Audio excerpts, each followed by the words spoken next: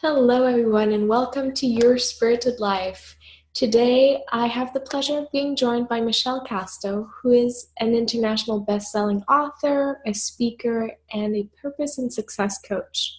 Her mission is to empower awakening women and people to discover and live their greatest destiny. She uses a blend of energy healing, spiritual psychology, and professional coaching skills to help clients release hidden barriers and activate the clarity, self-love, and confidence that they need in order to achieve success on their soul's terms. Thank you so much for joining us today.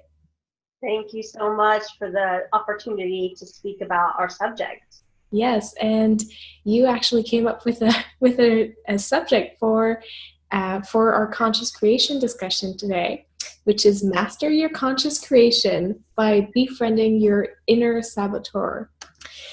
Mm-hmm. That's a packful right there. Yeah. Yes, it is. Yep. So can you start by telling us what our saboteur is? Yeah. The saboteur is like the inner critic, the negative Nelly, the part of us that wants to keep the status quo because it feels safe and secure within that box of perceived safety and security.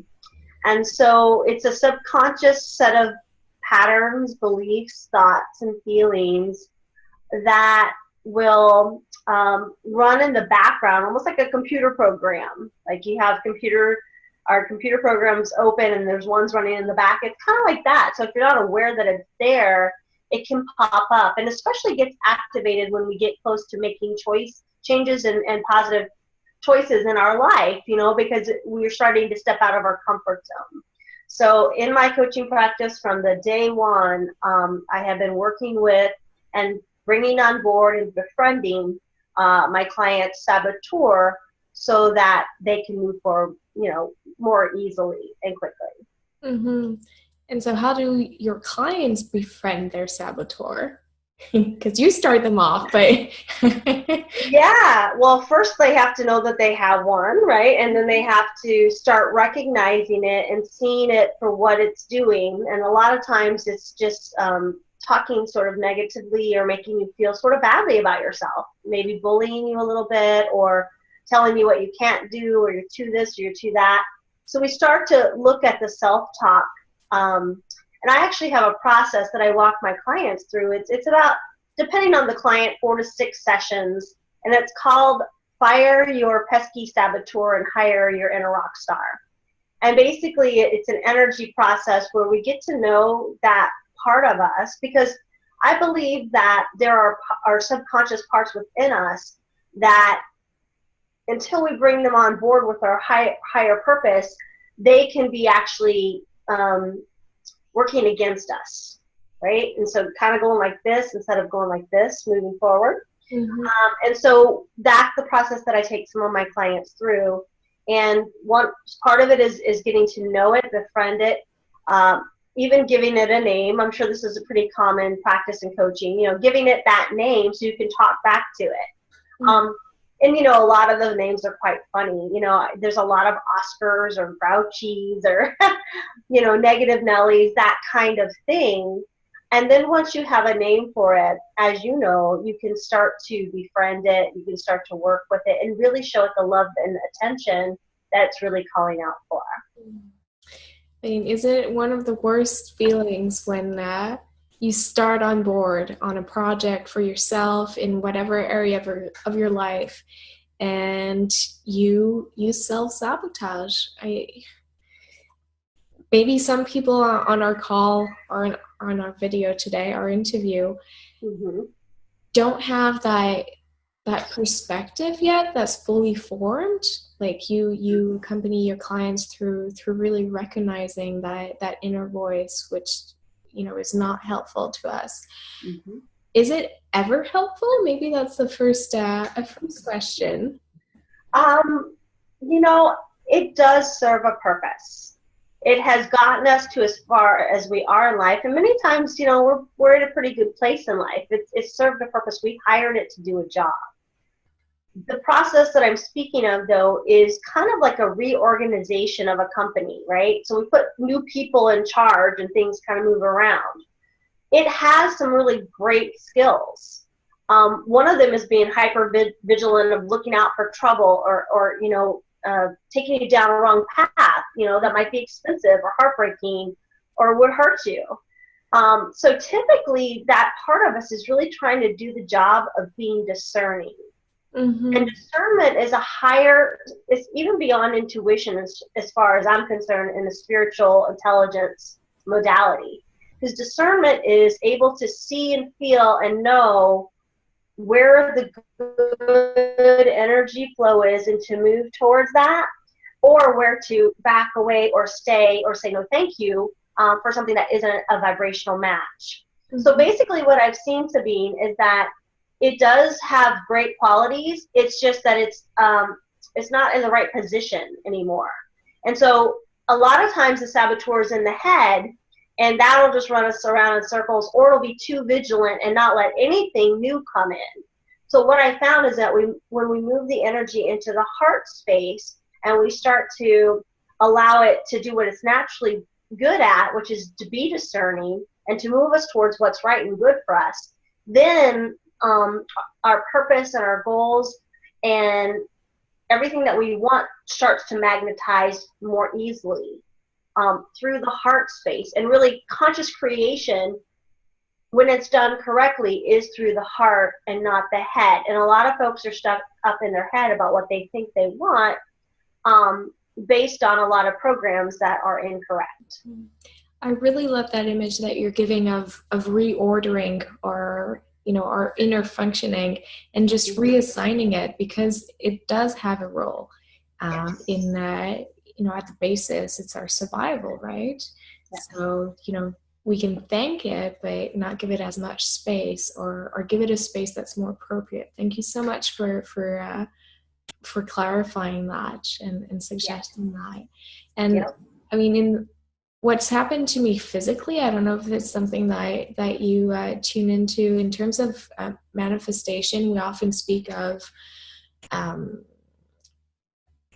imagining what we want in our lives and getting into that vibe and surrounding ourselves with that. And it used to be very much in my head too, and then it kind of lowered down to the back of my heart. Is that that's why I resonate so much with what you just said. Mm-hmm. Could you explain that shift and what it actually means on a vibrational level for us? I believe that's what the major shift of consciousness is about, is moving from the head into the heart, trusting our heart, living from our heart. And so that makes perfect sense. And what I found when I do this work with folks is that when that part is actually, I call it like it's a promotion. It's gaining. We're going to have more of what we want by giving you the appropriate role and the appropriate environment. Because it's just like all of us. We thrive when we're in the right position, in the right environment, right? But if that is put in the wrong pot, it's not going to fit. So when it comes down into the heart, we start to become more authentic, and our desires are more authentic, and then we start from the right place. And conscious creation, what I really got to in this whole process that I've been studying for over 20 years, is that where a lot of us are getting stuck is in the asking. Because we know it's like typically ask, believe, and receive. Mm-hmm. I say it's ask, align, and receive, because I really believe alignment's the key. However, what I've seen is that a lot of us are asking from need or the saboteur versus asking from desire and the soul and the spirit. So that's where we're starting to trip ourselves up in the conscious creation process. Yeah, there's a dissonance from the start. Exactly. And if you're asking from the wrong place, and that's already got hooked into like no and I can't have and all the stuff that the saboteur buys into and believes, because that's its job, is to limit, then you can see how it can get frustrated with the process and go, but it's not working. And I'm asking and I've got my vision board, and I have all these things. Why isn't it happening? And I believe that it has to do with getting people to do the inner saboteur work first, to get into alignment and come into heart, and then ask from that place. And that makes a big difference. Mm-hmm. So what are some of the steps that people can take to start small in asking from the heart? Mm-hmm. Yeah. It's getting clear on need and want. Mm-hmm. Like, so that's a biggie. It's like, I guess love is a good example.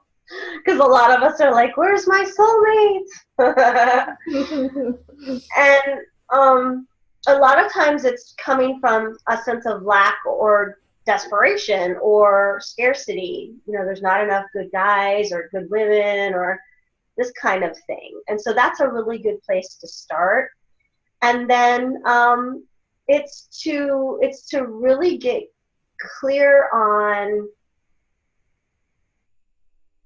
what's going to bring you happiness and what's the feeling that you're looking for from the thing that you're looking to attract, and learning to tap into that feeling first. And I think you might already know this, but for those that are listening, they may not remember that, like, okay, if I say I want a loving partner, what is that going to give me?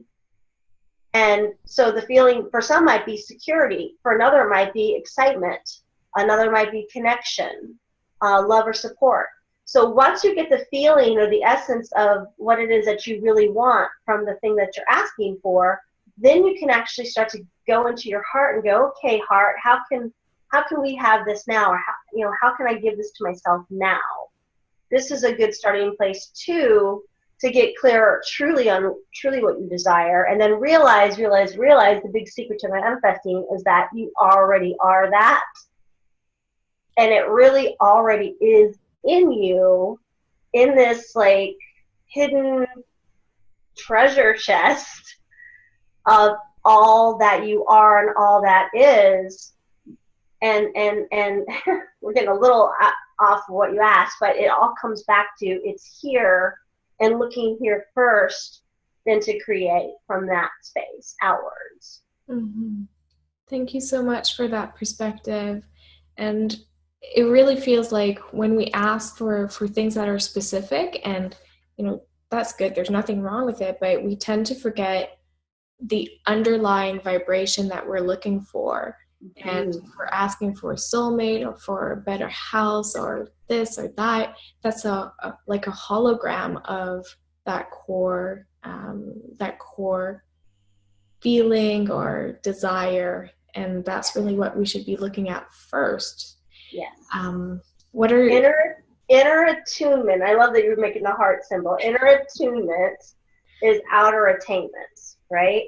Yeah. And so it's like when we have the consciousness for that which we seek, a beautiful house or supportive partner, like when we are that and we have no resistance to having it, that's the vibrational resonance that it has to come. It's like it has to come then. Mm-hmm.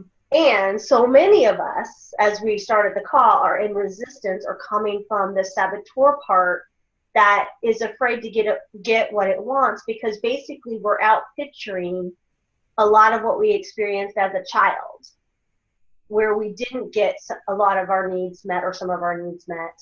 And so we keep trying to get that thing that we didn't get as a child, and then that creates the crazy train of conscious creation. So yeah. Or unconscious creation. Exactly. Yeah. Yeah. What's your take on our inner child, in the sense that when we're children, we can't really voice what we need. We can't really, put it into a mental construct either. It comes from the heart, what we need. But then we shifted to adulthood, where we start gaining power in the different spheres of creation. And how does that tie back to our inner child?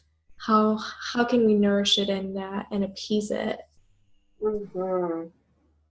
To me, it really all does come back to the inner little one, because that's the part that it really is the inner saboteur. It's the part that didn't get its needs met and didn't know how to ask, didn't know how to get out of whatever traumatic experience it may have experienced, and feels kind of stuck in the cycle. Mm-hmm. And, that part of us, I even get emotional thinking about it. It's like it needs more love, not less. It doesn't need us to tell it one more thing to do or one more thing to fix, which is sort of the old paradigm of self-development and spirituality is always looking for that other thing that's wrong or that needs to be worked on, which is a never-ending cycle. And I have been on that treadmill, and it is not fun, I can promise you. And that has really been something I've come into, especially in the last few years. It's like, wow, like this little one, she's the one with all the power. She's the magic child that forgot she's got the magic, that has been put in a position that she wasn't right for to begin with. And this is the part of loving, healing, bringing it back into our heart space where she is or he is naturally supposed to be coming from. Helps us, ironically, spiritually grow up and mature. Yeah. And to begin asking from the higher self that is true desire, from then the part of us that feels like it needs something to make it happy on the outside.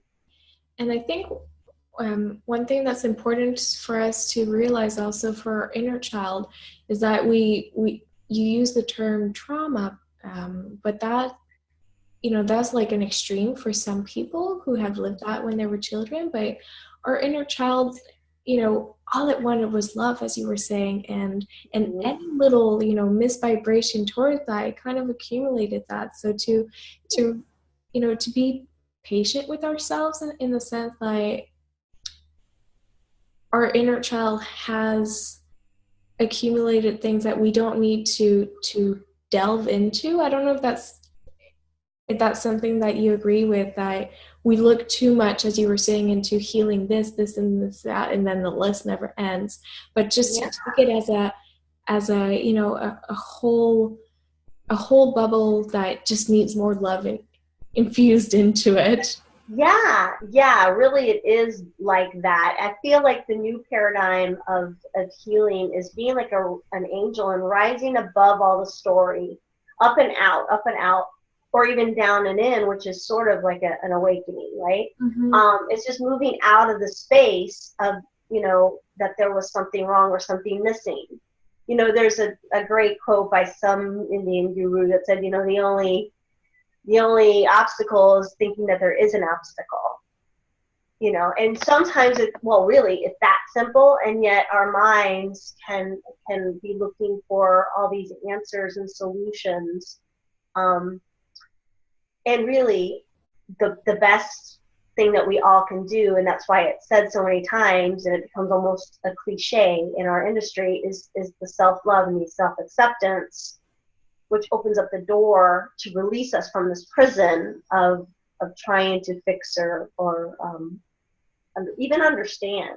Yeah, but Michelle, it's not like it's not a broken record yet, in the sense that right. some of us are still stuck in that paradigm of something's broken, I need to repair it, and still going in circles like that. So thank you for for voicing that, and even for you, it seems like it wasn't, you said in the last few years that's the shift that happened. And for me, it was in the last couple of years even. So there is a shift going on, and thank you for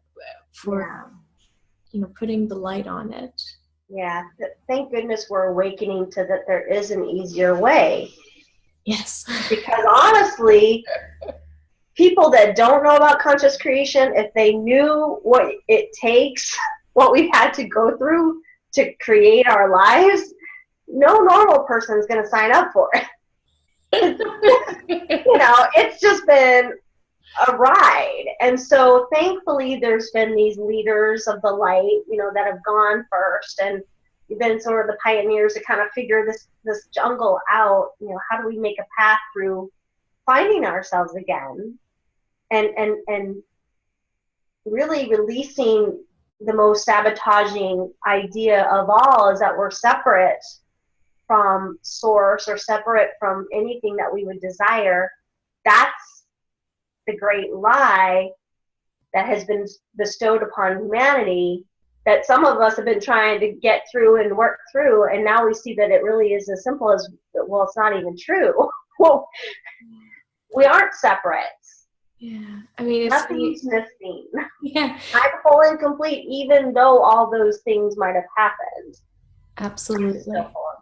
Absolutely, it's not a question of burying our experiences in our hurts, but it's what came up to me right now was we're still trying to break our chains when we actually have wings and the chains aren't there. Yeah. Yeah. It's funny, but then you're like,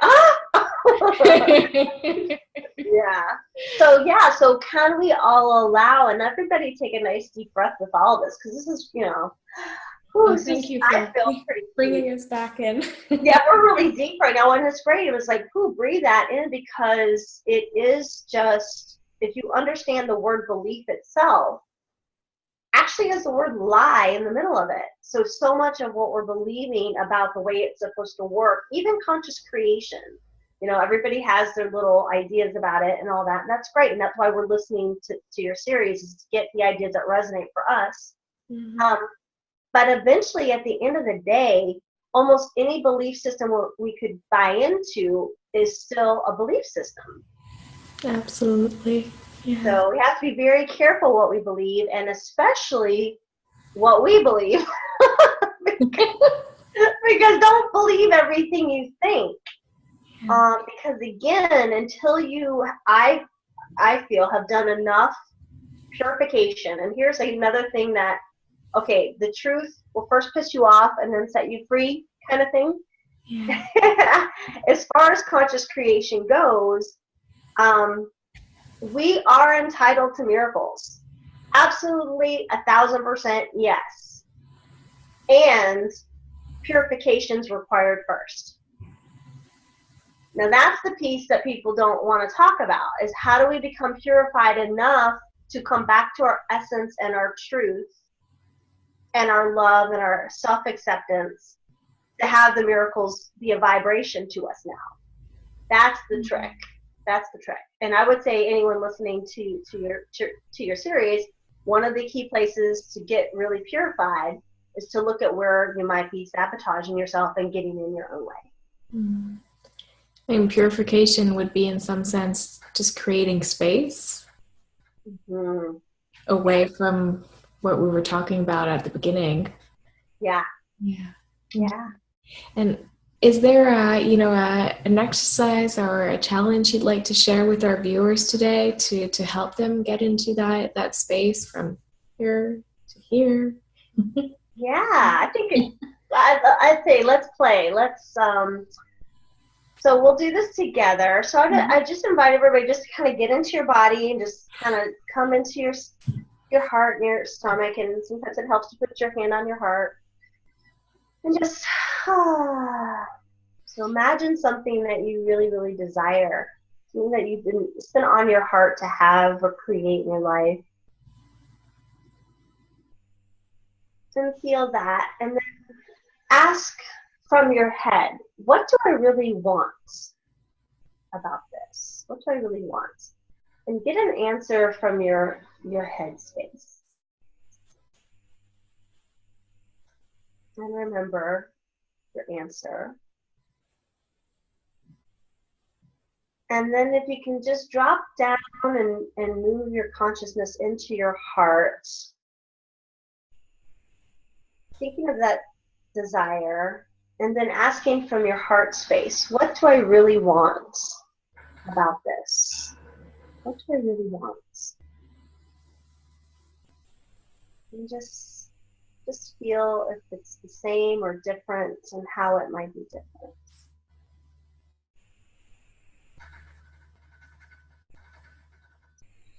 And then breathing into your heart just a little deeper. Just look and feel and notice if there's any sort of block or barrier around you receiving this. And it might be like a wall or a black hazy smoke or a fence or something. And if you do notice that there might be a barrier or block to you receiving this, ask, would I be willing to remove some of this barrier right here, right now? And if you get a yes, then do whatever you need to do to remove it. Maybe it's knock the wall down, or it could just be opening a window, or it could be just using an eraser and just erasing it out of your mind and your space.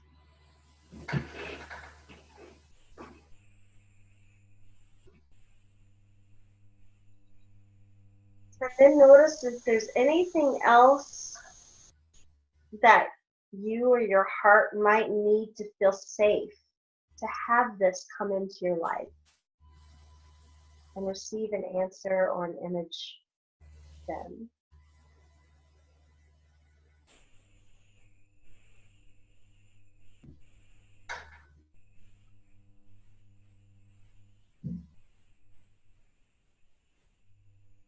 And then just drop down all the way into your belly and just ask, what would one simple step be for you to take to move in the direction of starting to manifest or magnetize this to come into your life and receive that step.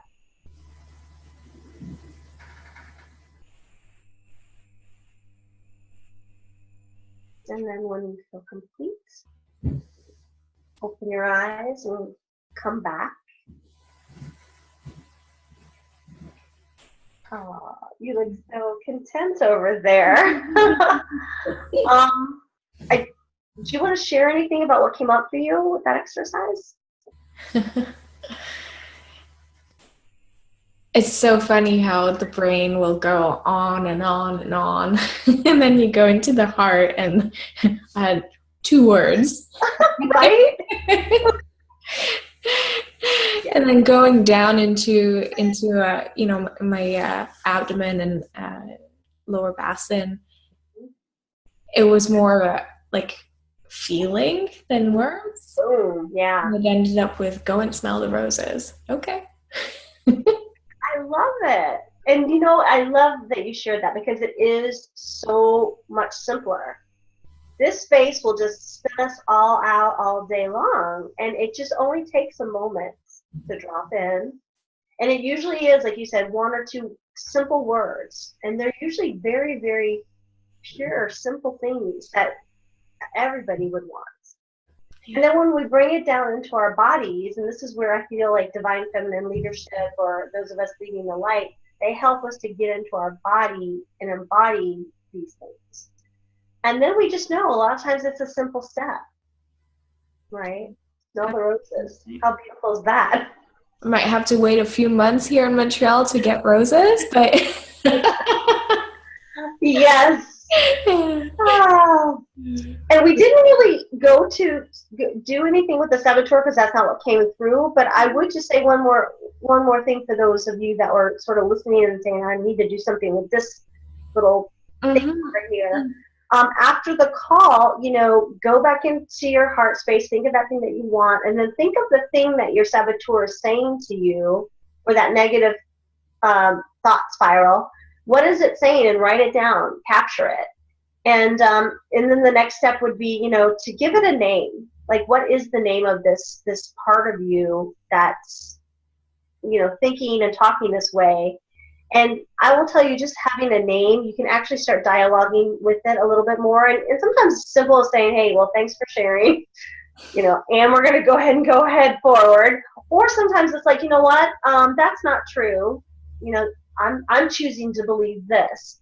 But, it's okay to actually talk to these parts of yourself, because that's how they shift and release and lose their grip around us. And the final thing I want to say too is that I have worked with some people.